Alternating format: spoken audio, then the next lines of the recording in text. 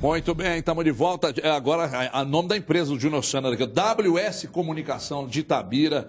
É o grande Júnior Sana que fabrica essas máscaras aí. Coqueluche, o Brasil está querendo as máscaras do Júnior Sana. Uma semaninha que o Mano está fechado com o Cruzeiro já. Conta a história. Quando começou a dar essa... O Cruzeiro vai negar, se perguntar isso pro Mano, vai negar e tal. Mas vem na minha que vocês vão merendar. Mas se o Paulo Bento enfia 5-0... Tem uma semaninha, pois é, mas debaixo do balaio, né? Fica na manga... Aí esperava mais uma como semana. diz um amigo meu, na manga do colete. Colete não tem manga, né? Então, assim, os números, quando os números começaram a... Vocês acham, gente, vocês acham que ontem o Bento foi demitido meio-dia e meio-dia e 2, o Mano... Gente, ajuda aí, né? Essa conversa já vinha se arrastando há uma semaninha e tal. Diretoria insegura, os números são péssimos. E aí, volto. O que não tem nada de errado acontecendo. Absolutamente normal. Para quem fala, nossa, que horror e tal. É normal, gente, normal. Então tá aí. A gente deu em primeira mão aqui. E aí, confirmou hoje, tá tudo certo. E o Mano, técnico, acho que o Cruzeiro acertou nessa, porque fez um monte de borrosqueira, né? De um ano e pouco para cá. Nossa, meu, vou te contar um negócio. Se não dá para fazer um livro, se não acaba, vai ficar assim, ó. De tanta página, muitos erros. O limite do erro chegou, hein? Chegou. Daqui para frente, zerou ou não zerou? Boa tarde. Boa tarde, Everton, telespectador. Parabéns pelo furo dado ontem. Realmente, é o que a gente disse ontem, né? A última bala do tambor de revólver do Cruzeiro. A bala de prata, porque é uma boa bala. A bala que já serviu ano passado, serviu bem. Agora, o Mano chega, eu falei aqui ontem rapidamente, e repito, ele chega numa situação muito confortável, na minha opinião. Primeiro que ele tem 2 competições pela frente ainda, chega com 4 rodadas a mais do que chegou ano passado, com um time melhor, e o que mais pega nisso tudo em relação ao Paulo Bento é que ele já chega com Rafael Sobis já com 20 dias de trabalho, Ábila já com dias de trabalho, Edmar já com alguns jogos, já trabalhando, Rafinha, a mesma coisa. Paulo Bento pegou esses caras chegando de férias, tendo que dar ritmo dentro de jogo quarta, domingo, e o Mano Menezes vai chegar aqui com os caras já ambientados, já com a pré-temporada feita, mesmo que tenha sido feita com os jogos, então ele chega numa situação mais confortável. E confortável no sentido de, se deu certo, eu sou o herói, de novo, consegui. Se der errado, bom, deu errado porque o trabalho anterior foi muito mal feito e foi tarde demais. Eu não acho não. Mas o que interessa é que, nesse momento, eu entendo o que a diretoria do Cruzeiro fez, certo ou errado. Não tinha muito o que fazer com o Mano Menezes no mercado. O time não rendendo, não dando resultado. 15 pontos, zona do rebaixamento. Ou eu pego o Mano, ou vem outro aqui e pega e dá uma chacoalhada, uma sacudida na coisa e tenta tirar o Cruzeiro dessa situação. Eu enxergo dessa forma, mas acho que o Mano Menezes chegou numa zona muito confortável para ele, Mano Menezes, e já podia ter começado a trabalhar hoje. Por que você não concorda com o Eduardo? Em que ponto? Eu concordo em partes. Boa tarde. Eu acho que tem um lado confortável para ele, sim, no sentido de que está muito ruim, piorar não tem jeito, né? Em termos de números, diminuir o aproveitamento do treinador anterior. Concordo também, isso é a parte mais óbvia, que se ele tirar o time do fiasco mais uma vez, ele vai conseguir, ele vai ser alçado a patamar de herói, vai ser muito elogiado e tal. Agora, eu não acho que ele está nesse nível de conforto de que se ele for mal, ele vai passar impune das críticas. Eu não acho que vai ser, se for mal, porque o trabalho anterior foi ruim. Não acho que não vai ter essa Mas aí as críticas não serão para ele. Ele passar impune, acho que vai ser para ele também. Eu acho que não. As críticas serão destinadas, se o Mano não der certo, para mim as críticas serão destinadas à diretoria. Vai ser para ele também. Passar impune, mas ele pode chegar e falar, gente, eu fiz o que eu pude, o negócio estava muito ruim. Todo mundo sabe, as críticas da diretoria estão acontecendo e se o time for mal, vão continuar acontecendo, isso sem dúvida. Agora o Mano vai entrar na roda também, até porque, mesmo com as críticas da diretoria, a própria torcida reconhece que o time desse ano é melhor do que o do ano passado. Então, se o Mano não conseguir esse ano, vai ficar, tal, não era lá isso tudo. Vai ter gente que vai falar, tá vendo, exageraram, ano passado tirou Tem nada disso. Vai ser só para a diretoria. Se ele for mal, pode escrever que vai ter crítica para ele também. Não creio. Que isso, gente? Vocês acham que o cara for mal, não vai ter crítica do cara? Vai, mas a diretoria, se o Cruzeiro não... teve pro David, pro Paulo Bento, aqui que vai ter... Isso é outra coisa, eu não estou falando nada disso. Gente, o cara que chega é o cara ex-seleção brasileira, é o cara que chega com poder, que fez o trabalho que fez no humano, que é humano como treinador até antes do trabalho que ele fez no Cruzeiro. Se cair com o Cruzeiro, vai todo mundo, mano... Não, eu não estou dizendo isso, não. Você pode ter certeza que ele vai ser o menos culpado. Claro, o Atlético é outra coisa de dizer que ele não vai ser culpado. Não, eu estou dizendo o seguinte, o fato de ser o menos culpado, eu tô meio que imaginando o posicionamento do torcedor. Isso aí, porque se o Cruzeiro não melhora, aliás, tem a tabela aí, ô Capiroto. Tá aqui, olha aqui, ó. Se o Cruzeiro 19º com 15, pior que tá, não tem jeito de ficar, porque o América não vai ultrapassar o Cruzeiro na tabela de classificação. Agora, se ele não consegue dar um salto, e, gente, 2, 3 jogos, 2, 3 vitórias, ele sai dessa situação, a confiança volta e o time rende. O Mano está, até falei isso no jogo aberto ali, o Mano, para mim, é Tite, Mano, Cuca, o Roger um pouco abaixo, com o Jorginho ali e tal. São os 5 principais treinadores do futebol brasileiro hoje. E eu sou daqueles que acreditam que assim como jogadores, treinadores também têm fase. Tem fase que o cara tá bem, tem fase que vai ter uns que entram numa fase ruim e não volta, né, Luxemburgo? Tem uns impressionante. que já passaram, Para dar um exemplo, quando o Atlético caiu, qual que é o técnico que é cobrado até hoje pela queda do Atlético? É o Tite. Ninguém lembra que era o Osílio Lorissano que estava dirigindo. Claro. Quando o Palmeiras caiu, qual que é o técnico que leva porrada até hoje? É o Filipão. Ninguém lembra que já tinha outro quando o Palmeiras caiu. A grande questão é que o torcedor sabe e já contabilizou os constantes equívocos da diretoria. Para mim, profissionalmente, eu não sou amigo dele, mas profissionalmente para mim, o Vicentinho foi uma decepção. Porque foram erros constantes. O Gilvan, ele deu 200 litros de leite nos 2 anos, depois meteu o pé no balde, cara. Depois dos títulos de 2013 e 2014. 7 meses para começar quer dizer, a acertar. tem que ser bem assessorado, e o Gilvan não foi até o momento. Aí você diz assim, você não tem críticas ao Thiago Escuro? O quê? O que nós batemos no Thiago Escuro aqui foi uma grandeza, mas o Thiago Escuro, ultimamente... Tem ficado sozinho. Ficou sozinho na parada. Eu mais mandado e aí, para quem já bateu consideravelmente no Thiago Escuro, você tem que começar a meio que, tipo, o cara não pagou por omissão, né? Errou pra cacete também, contratou um monte de caras que não jogam nada, mas o clube foi entregue nas mãos dele. E eu vou dizer uma coisa, e não partiu do Cruzeiro, isso que eu vou dizer aqui. Uma informação que recebi ontem. Se não fosse o Thiago Escuro, mas com muito jeito e muita conversa com o Mano, ele não teria voltado para o Cruzeiro. Porque, por causa da... Você falou aí, Everton, que o Cruzeiro errou muito e vem errando desde o ano passado, e na história até da saída do Mano, e a aposta que aconteceu no David e tudo mais. Estes erros tendem a diminuir, porque você chega hoje com um treinador que tem suporte para segurar a barra, que para ser escora. A gente está vendo o que está acontecendo no Corinthians. O Tite era o cara que ia para frente, que resolvia situações. Quem foi que anunciou que o Pato não ia jogar e o que aconteceu? Então, assim, ele é o cara que ele tem o suporte, ele chama para ele a responsabilidade. Vai ser assim, a tendência é que os erros diminuam. Até porque a gente está falando de um treinador que sabe e que conhece a história. Contrata, não contrata, liga para fulano e fala, sou eu que estou aqui, você vem? Sou eu que estou aqui agora. Não, é diferente. Isso, gente, tem um peso enorme no mundo do futebol. Mas tem uma coisa que o Mano vai ter que fazer em parceria com o Thiago Escuro lá no Cruzeiro. Arrumar a casa. Gente, a contratação do Bento, aqui, nós dissemos que seria muito difícil tecer qualquer comentário, porque a gente não conhecia. Não foi isso? Foi dito aqui? O comentário que a gente teceu aqui foi que ele era um treinador que iria chegar sem conhecer nem o Cruzeiro, nem os adversários. Exatamente. E aí, eu acho que o Genta localizou um jornalista de Portugal, a gente rodou aqui, ele emitido uma opinião, até um pouco radical.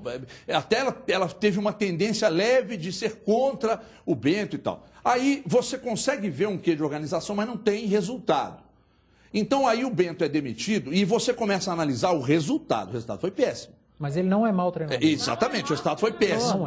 Então, o resultado foi péssimo e aí agora não existe mais margem de erro. Sabe por quê? Porque, segundo a informação, até o próprio Raul Plasma contou, né, numa entrevista que deu, foi para o Super Esportes, aí, né, Capiroto?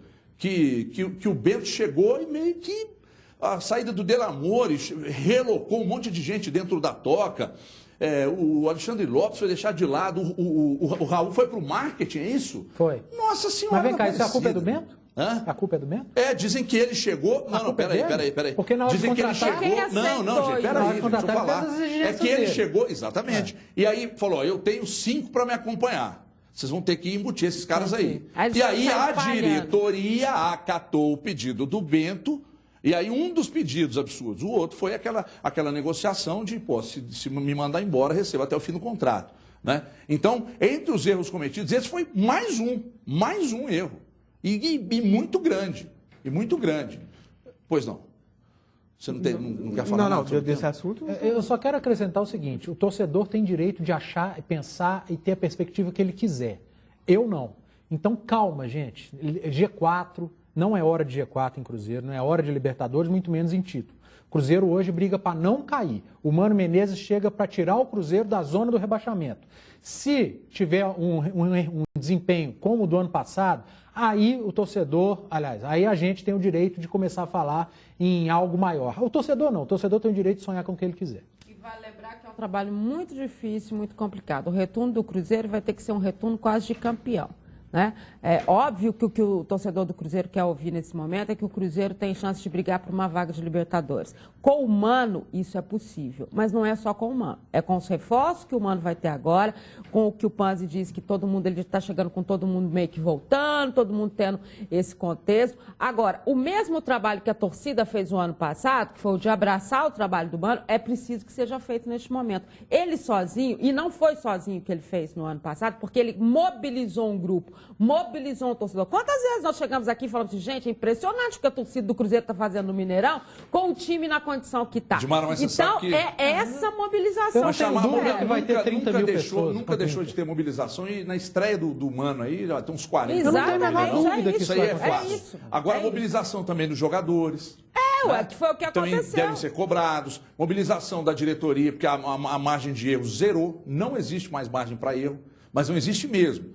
E convenhamos, gente, pelo segundo ano consecutivo, estamos aqui falando do Cruzeiro brigando contra o rebaixamento. E o Mano é uma possibilidade de sair da situação, mas não é uma garantia de sair da situação. Então, vamos com o pé no chão, né, pisando em ovos para o tombo não ser pior. Vamos devagarzinho. Agora, é a melhor possibilidade, ao meu ver, do Cruzeiro sair da situação, é o Mano Menezes.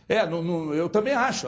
Foi muito bom ele estar desempregado. Foi. Não é? Muito bom ele estar desempregado, porque ele pode ser o cara para chegar e mudar da água para o vinho. E não tinha outro, Everton. Neste momento, não tinha outra situação. Você já pensou se o Mano não tivesse voltado a... Você acha que a situação atual que o Cruzeiro se encontra na tabela te dá segurança? Porque nós ainda temos 3 jogos no turno e um retorno inteiro. Te dá segurança de acreditar que ele possa fazer um trabalho mais ou menos parecido com o do ano passado, também porque tem um elenco melhor?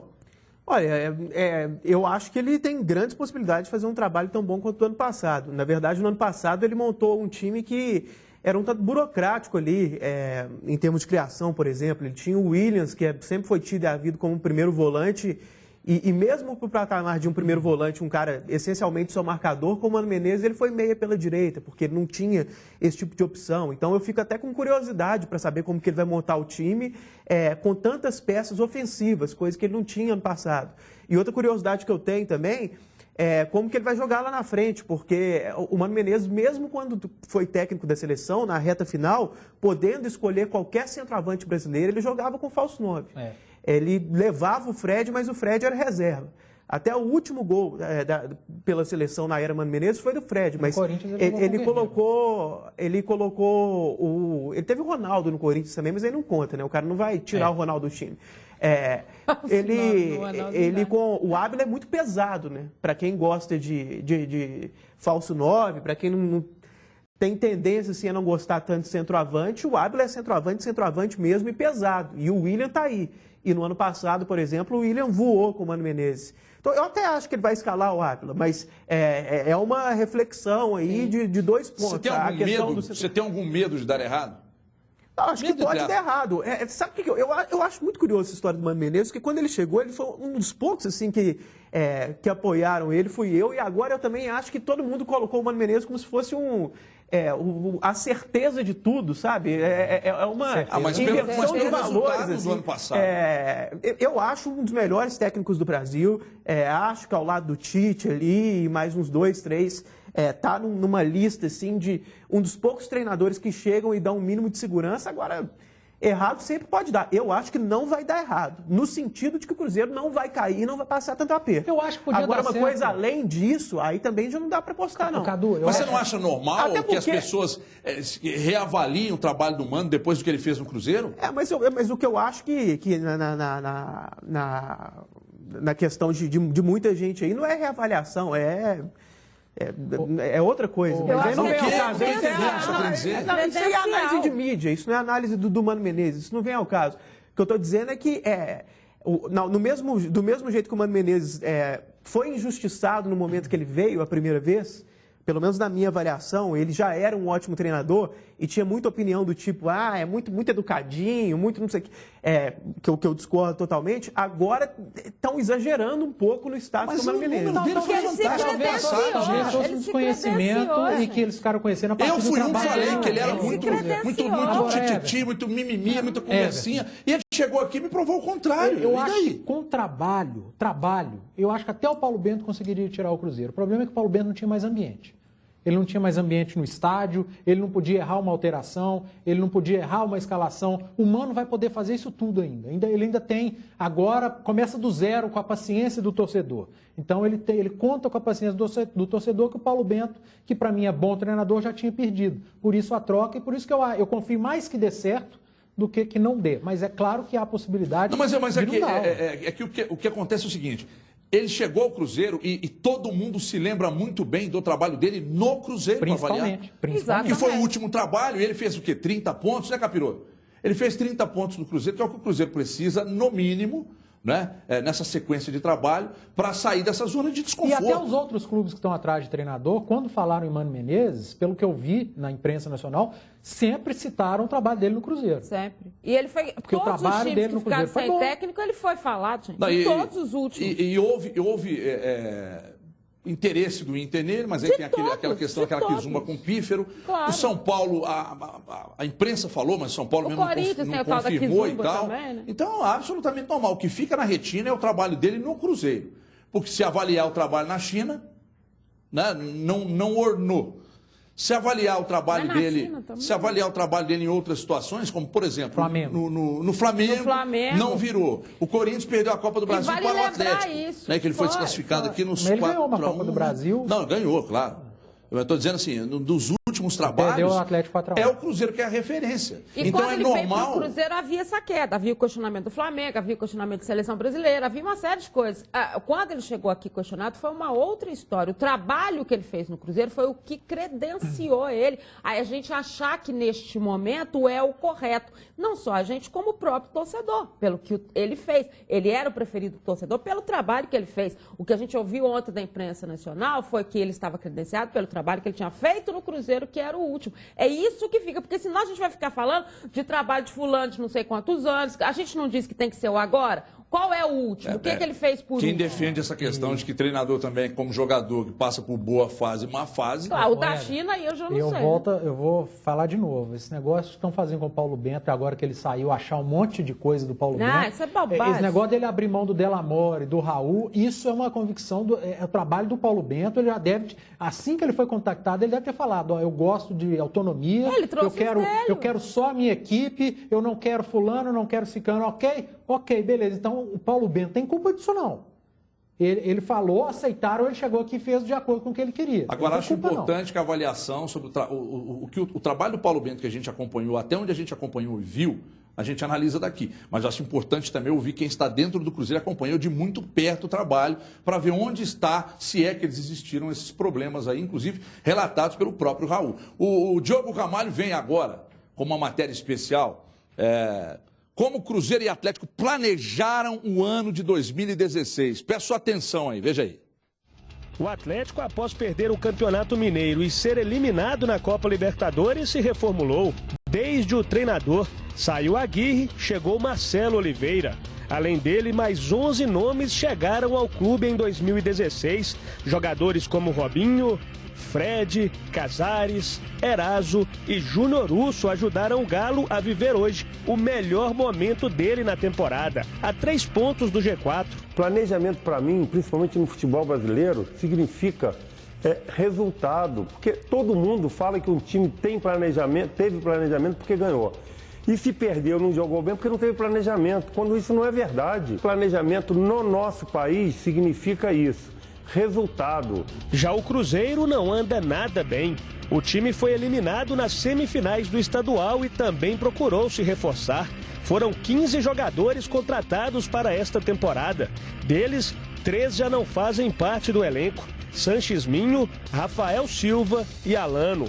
Riascos tem a situação pendente. Outros nomes como Pisano, Gino, Douglas Coutinho são contestados como contratações. Nós temos exemplo aí de diretores de futebol. O cara vem e contrata 30 jogadores por ano. Ele acerta 2. Mas errou 28, não pode. O cara que vai contratar, ele tem que contratar, se ele for contratar pontualmente, contratar, vamos supor, 10 jogadores, alguns para ser titular, outros para compor o elenco, ele tem que acertar 8. São aqueles caras que estudaram muito, são muito inteligentes, gostam do futebol, mas aí eles contratam através de quê? É o empresário que chega nele, manda a fita dos melhores momentos daquele jogador, ele não conhece o jogador. Pois é, diante de todos esses dados, fica a pergunta: as posições de Atlético e Cruzeiro na tabela do Brasileirão condizem com o planejamento feito por ambos para esta temporada? Os caras chutam 30 bolas a gol, perdem 5, 6 gols na cara do goleiro. E aí o culpado é o treinador? Não dá para entender isso. Então, que dirigente é esse? É a base de pressão do resultado? Se eu estivesse nessa posição, eu como diretor, eu é que ia ser mandado embora, porque eu não mandava um cara desse embora. Depois dessa última partida, o que eu vi o Cruzeiro jogar, o que o Cruzeiro criou, não vou mandar embora, vamos esperar, uma hora os gols vão acontecer e nós vamos embalar. E para fechar, outras perguntas que estão no ar. O Cruzeiro vai se livrar do rebaixamento? E o Atlético será o campeão brasileiro? Façam suas apostas. Cruzeiro cai, na sua opinião? De jeito nenhum. O time do Cruzeiro é constituído de bons jogadores, entendeu? O treinador que está saindo era um bom treinador, o que está chegando é bom treinador também. Quer dizer, tudo é pagamento em dia, tudo certo. Só falta a bola entrar, pô. Você acredita no título do Atlético esse ano? Olha, é muito cedo, sabe? Mesmo porque o time do Atlético começou a dar uma respirada agora. É evidente que a confiança aumenta, o torcedor passa a acreditar no possível título, os jogadores passam a acreditar, que é o mais importante, que eles acreditem e a comissão técnica acredite que é possível. E aí, a partir do momento que estiver no meio do segundo turno, você já pode fazer a melhor avaliação, ver, não, esse time vai chegar. Pode até perder, mas vai disputar. Hoje, eu acho que ainda é cedo para falar isso. Bom, tá aí o Nelinho falando. Eduardo, começa com você. Você acha que no início do ano, lá em janeiro e tal, aliás, quando começou, os dois presidentes, as duas diretorias começaram a montar esse projeto de 2016, você acha que o Atlético foi mais audacioso e o Cruzeiro nem tanto, mas organizou melhor um planejamento para buscar algo maior no início do ano e faltou isso ao Cruzeiro? E se é que isso aconteceu, por que aconteceu? Tem várias coisas que levam a acontecer o que aconteceu. Primeiro, o Cruzeiro passou 2015 correndo atrás, o Atlético não. Então o Atlético passou o ano mais tranquilo, podendo até planejar o ano seguinte. O Cruzeiro sempre correndo atrás. O Cruzeiro tomou uma porrada no final do ano, que foi a ida do Mano Menezes para a China. Eu acredito que se o Mano Menezes tivesse ficado, a história do Cruzeiro seria outra. Mas eu acho que seria isso. Eu não dispenso achismos. E o Atlético, em relação ao Cruzeiro para planejamento esse ano, tinha uma Libertadores. A gente sabe como é que Libertadores encanta jogador. Você fala, olha, eu estou te trazendo, você tem uma Libertadores. O Cruzeiro chegava para o jogador, eu estou te trazendo, mas é o Campeonato Mineiro, a Copa do Brasil e o Brasileiro. O cara opta pelo Grêmio, que vai jogar a Libertadores. Se o Atlético não jogasse a Libertadores, eu não duvido que viriam alguns jogadores que vieram. E vem muito em função do tamanho do clube, óbvio, pela proposta, mas pela Copa Libertadores. É um chamariz, claro, para bons jogadores. Pegou muito isso. E, claro, uma pergunta que eu faria para o Thiago Escuro, ou para o Bruno Vicentinho, ou para o Gilvan, numa coletiva. Quem assistiu Pisano, Gino, Sanchisminho, quem assistiu esses caras 8, pelo menos, que avaliou e que falou, esse é bom, esse eu vou contratar? Quem foi que assistiu? Será que assistiu mesmo? Ou vocês embarcaram na de quem para trazer essa renca? Trouxeram Riascos de novo. E aí eu assisti. Não era para ter trazido. Então, é uma pergunta que eu faria. Houve erro muito mais por parte do Cruzeiro. O Atlético teve erro de contratação? Teve o Yuri. Mas é um jogador que fez uma boa temporada pelo Botafogo e saiu valorizado. Pode dizer que o Cleiton não rendeu ainda? Pode. Mas quem vai falar que o Cleiton foi uma contratação ruim? Quem falou no início do ano, quando o Atlético começou a brigar por ele? Briga não, porque não joga nada. Ninguém. Então, tá óbvio, tá na cara que o Cruzeiro errou muito mais que o Atlético, porque teve mais dificuldades também para contratar. Eu vou repetir a pergunta para você, porém traçando só esse paralelo envolvendo o Atlético. Você acha que o planejamento do Atlético foi um planejamento bem feito? Até agora não deu resultado, mas temos Copa do Brasil e Brasileiro ainda pela frente, um turno mais 3 jogos pela frente, aliás, um retorno mais 3 jogos pela frente. Você acha que no final das contas, pelo planejamento, se der, ótimo, atingimos o objetivo, se não der, vai ser uma decepção monstruosa e aí cabeças podem rolar?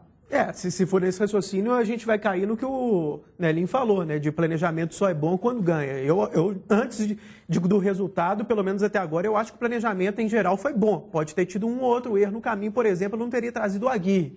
Mas com relação a jogadores, por exemplo, montagem de elenco, acho que o planejamento foi muito bom. Com relação ao Cruzeiro, tem um detalhe, o planejamento do Cruzeiro foi pior, em termos de jogadores, montagem do elenco ali no início do ano, há uma diferença de qualidade dos jogadores que cada um trouxe. Agora, tem um ingrediente ali que nunca foi muito bem explicado pela diretoria do Cruzeiro, que é a questão do dinheiro, né? Que vira e mexe esse assunto volta. O Cruzeiro não contratou tanto porque não tinha dinheiro, ou tinha dinheiro, mas quis ter mais o pé no chão. Então, é uma coisa que não foi muito esclarecida. Fulano queria trazer, mas o Gilvan não liberava o dinheiro. Isso é verdade ou não é? Tem muito disse-me-disse, né, nessa linha, assim. Então, que o Cruzeiro não teve a mesma ambição no início do ano, não trouxe jogadores top como o Atlético trouxe, não investiu pesado, isso é claro. Agora, o motivo por trás disso é um pouco obscuro, assim. Isso ainda não foi esclarecido, até parece que numa última... Falar que não tinha dinheiro. Mas o Gilvan falou que se preocupava com o Profut. A preocupação do Gilvan o tempo inteiro... Pois é, gente, mas porque no início do ano o Vicentinho falava isso, mas agora o dinheiro apareceu. Foi uma resposta para o André Salles, nosso repórter. Não tinha o dinheiro suficiente, o orçamento era menor no início do ano que agora. Mas e agora o dinheiro apareceu? E havia preocupação com o Profut, porque o que você tem que dar de respaldo, de resposta ao Profut hoje é diferente. E que agora o presidente, quem administra, é que paga com a sua própria história a questão das dívidas.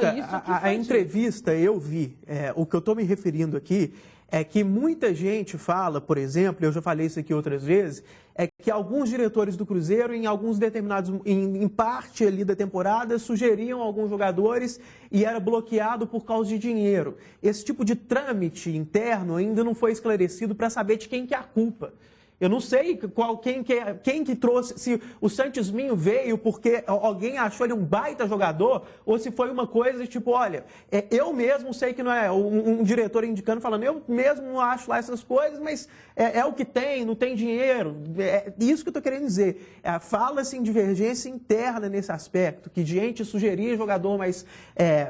cascudo, jogador melhor e que não viria por falta de dinheiro. E tem gente que fala que não é isso, que sugeriram esses nomes mesmo. Então, eu não sei. Nesse aspecto, não há uma transparência, assim. Você não sabe quem que indicou o Sanchisminho, e por quê. Eu queria saber. Quem assistiu o Pisano jogar? Quem assistiu o Gino? A pergunta está lançada. Se o Cruzeiro quiser se manifestar com respeito a isso, não, quem assistiu, quem indicou, quem autorizou a contratação? E mais do que isso. Tem, o Rafael Silva é o presidente. O Rafael Silva e o Riascos. E o Riascos, a primeira primeira vez, porque da segunda todo mundo já sabia. Não, mas o Riascos e o Rafael Silva são jogadores do presidente. Inclusive, é curioso que, como o mundo dá voltas, isso foi colocado por muita gente no sentido de puxar saco do presidente, porque ele fez gol no Clássico. Aí ficou tipo, o jogador do presidente fez o gol e tal. Aí depois não tem como falar que não é do presidente mais, né? Porque você falou na hora de elogiar. Então, ou talvez a explicação também, Cadu, do que o Paulo Bento cansou de falar nas suas coletivas, pelo menos ele falou 2 vezes, que o fato de estar usando a base como ele estava usando, muitas vezes por opção, era uma opção da diretoria. Isso também eu acho que vale uma explicação. Isso aí não é possível que a diretoria cometeu por mais que tenha cometido vários erros. Não, eu sei, mas uma coisa é ter uma filosofia de valorizar a base, também ficou mal explicado, eu concordo com você. Ele colocou de um jeito que dá margem parece que era obrigação a interpretações. Agora, se for isso, é um dos piores erros da diretoria. Agora, por mais que se for exatamente isso, tipo, escalar uma coisa, repito, uma coisa é vamos tentar valorizar a base, vamos tentar olhar com carinho, vamos tentar dar espaço nos treinamentos, vamos valorizar aos poucos, beleza, isso é uma coisa até bacana. Agora, se for qualquer coisa minimamente próxima de imposição de escalação, é óbvio que é um erro. Não, mas o que me chama a atenção é que o dinheiro não existia e apareceu agora. Então, quando a água passou do nariz... Gente, nós não podemos deixar o time cair, agora tem que trazer jogador cascudo, jogador caro. Inclusive 500 mil para pagar para nada, né? Por isso que eu estou falando. Esse negócio, eu sei que ele fala um negócio de Profut, mas cola? Porque o Profut existia antes e existia agora. Exatamente. Onde que tá o dinheiro? Agora tem um detalhe. Se eu sou diretor com autonomia para fazer os negócios dentro do clube, estou falando de Atlético ou Cruzeiro, mas o presidente só fica cortando. Eu peço meu boné. Vambora. Estou fazendo o que aqui, presidente? Quando o Matos chegou e disse para o senhor, precisamos contratar fulano, beltrano, ciclano, o senhor liberou. Aí agora eu estou querendo contratar fulano, beltrano, o senhor não quer deixar? Então tchau, pega meu boné e vou embora. Só para ser justo com o Rafael Silva, que se não fez nada pelo Cruzeiro, pelo menos o nada que ele fez foi maior do que Pisano, Sanchisminho, Gino, pelo menos ele decidiu um clássico e fez ali seus 6, 7 gols. E o Felipe, telespectador, mandou aqui que não vai ter 40 mil pessoas na estreia do Mano, porque o jogo é de Independência. Porque valeu, Felipe. É verdade, bem lembrado. Muito obrigado aí, Felipe. Obrigado. Isso não é você para salvar nós. A gente ia abrir o Mineirão só para o Cruzeiro. Olha, gente, eu preciso falar do Atlético, embora vocês não queiram. Já tentei levar para o lado do Atlético, vocês voltam para o Cruzeiro e tal. O Maluf seria uma peça-chave, mesmo estando afastado momentaneamente, uma peça-chave para esse planejamento que o Atlético ainda não ganhou títulos e querendo ou não, no final das contas, vão avaliar se os títulos vieram, se os resultados foram bons, mas aí passa também por valorização de atletas, negociações feitas, dinheiro em caixa, tudo isso eu acredito que eles vão avaliar no final do ano. Mas o Maluf, na sua opinião, Dimara, ele é um fator muito importante e talvez falte isso ao Cruzeiro na pessoa do Escuro, que não tem tanta experiência, embora seja um cara que tramita muito bem no meio do futebol? O Maluf é fundamental. Esse planejamento do Atlético não dá passo por ele. Ou que transita muito bem, desculpa. E se ele não fosse tão fundamental, todas as equipes não queriam ele como querem a presença do Maluf, e a gente sabe disso, e é muito difícil para o Atlético sempre segurar a questão do Maluf. Agora, são gerações diferentes, histórias diferentes, históricos diferentes, a forma como eles visualizam o futebol, o que eles entendem como futebol, o que eles estudam como futebol. O Maluf é um cara muito mais, eu diria assim, do campo mesmo, do telefonado, o jogador saber quem ele é, dele assumir muita coisa de jogador, olha, vai ser assim porque eu estou aqui, é assim o que está valendo a minha palavra. No caso do Thiago Escuro, é um outro histórico, ele é um cara mais estudioso, não estou dizendo que nenhum dos dois estão errados, eu estou dizendo que são situações e pessoas diferentes, com performance diferentes, que enxergam o futebol de forma diferente nesse sentido. O fato do Thiago Escuro, e a gente nem sabe, isso é critério, quando o Pans levanta esse monte de perguntas... Eu estou falando de Atlético, de Maluf, Laval, você levando para o Cruzeiro de novo. Mas eu estou exemplificando... Mas eu estou exemplificando até para falar o seguinte, que na mensagem que o Cruzeiro mandou agora há pouco, o Thiago Escuro fala à tarde, até para explicar as mudanças que o time vai ter, que o clube vai ter. É possível que tenha até mais mudanças. É isso que eu estou dizendo. Então, assim, é difícil de você avaliar o trabalho do diretor de futebol nesse sentido. Até que ponto o trabalho é do Vicentim, até que ponto é do Thiago Escuro, até que ponto é a interferência direta do Gilvan. No Atlético, até que ponto é só o Maluf que define, porque é óbvio que a gente sabe que não é só ele, até que ponto ainda é o Alexandre Calil, porque o Alexandre Calil tem uma influência muito grande, até que ponto é o Nepomuceno mesmo, até que ponto foi o Aguirre que fez esse tipo de situação, é muito... Agora, a diferença pode estar no seguinte, é muito mais difícil você checar um Eduardo Maluf do que checar um Thiago Escuro. O Maluf, dentro da diretoria que eu estou dizendo. O Maluf, entendeu? Eu consigo apontar algumas situações no Atlético esse ano em que ele fez muita falta. Muita a falta. Arbitragem na Libertadores, no confronto contra o São Paulo, que o São Paulo foi lá, chiou, o Atlético ficou quietinho. Caso do Casares, que ninguém sabia o que estava acontecendo, o Atlético levou um mês para falar o que aconteceu. Rodízio. Pode ser. Chamada de atenção de treinador por causa de tricordiano. Nesses casos todos, o Maluf fez falta demais, Mas você acha que não houve uma ação do Daniel? Nesses casos aí? Em alguns casos, errada ou demorada. Demorou demais para agir ou então agiu errado, na minha forma de ver. Nesses pontos que eu citei, faltou demais o Eduardo Maluf. Até no programa um dia eu falei que estava fazendo muita falta no Atlético, dentro de campo o Luan e fora o Maluf. E o Maluf ainda está fazendo muita falta. Gostaria de ouvi-lo. O Maluf é muito bom, inclusive na montagem do elenco ele tem um papel importantíssimo. Outro dia eu falei do Douglas Santos, que é um jogador... Às vezes a gente não tem a dimensão de como foi uma grande sacada do Atlético, né? Um jogador totalmente consolidado e que ninguém lembrava direito, ninguém conhecia, o próprio Luan. Em todas essas negociações, o Maluf teve um papel importantíssimo, pelo menos informação que eu tenho, no caso dessas negociações especificamente, do Casares, do Douglas Santos e do Luan. Então, é um cara muito bom. Agora, eu só acho o seguinte, essa figura do diretor de futebol, que é uma figura nova no mercado, historicamente, relativamente nova, não se falava tanto de diretor de futebol há alguns anos atrás, bons que a gente crava, pelo menos. Cresceu com o Maluf, né?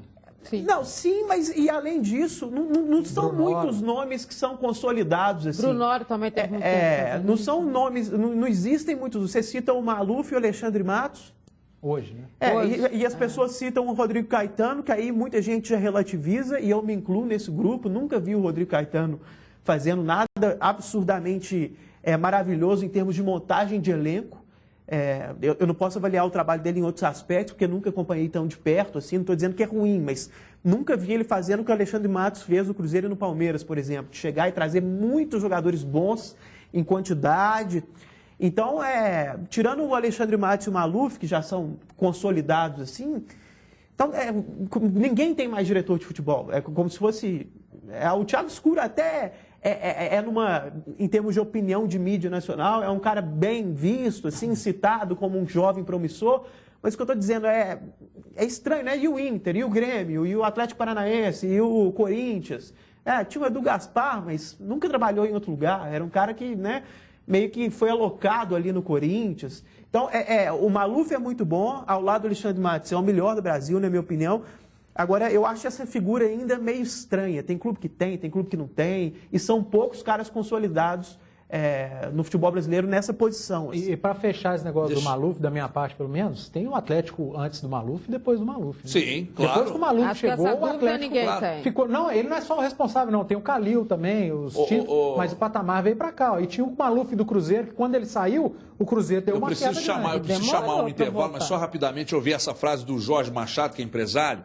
Ele disse: o Maluf é uma raposa para negociar. Quer dizer, empresário do gabarito dele. Cadê o doutor Dilson Pockel? Ele cuida do seu sorriso e ele dá o recado para você. Meu amigo Everton, para quem não me conhece, eu sou o Dr. Dilson Pockel, diretor do Centro de Implantodontia. Uma vez me perguntaram: Dr. Dilson, no meio de tantas clínicas, como escolher a clínica certa para eu fazer meus implantes dentários? Isso é uma coisa muito séria, pois se trata da realização de um sonho. Então eu vou dar essa dica para vocês. Primeira coisa, é muito importante que essa clínica tenha atendimento em todas as áreas da odontologia. Segundo, um bloco cirúrgico que possibilite você que às vezes tem medo de dentista fazer seu implante dormindo com sedação. Vai além disso, às vezes a pessoa tem uma hipertensão, tem um problema de saúde, já tem mais de 75 anos, então é muito importante que a pessoa tenha a possibilidade de fazer o procedimento com o médico anestesista na sala. E que essa clínica, acima de tudo, lhe ofereça um tratamento na medida certa que você possa pagar por esse tratamento. Então não deixe para amanhã. Ligue agora mesmo que você vai se surpreender com o Centro de Implantodontia e vai descobrir porque nós somos os líderes mineiros em implantes dentários. Os donos da bola.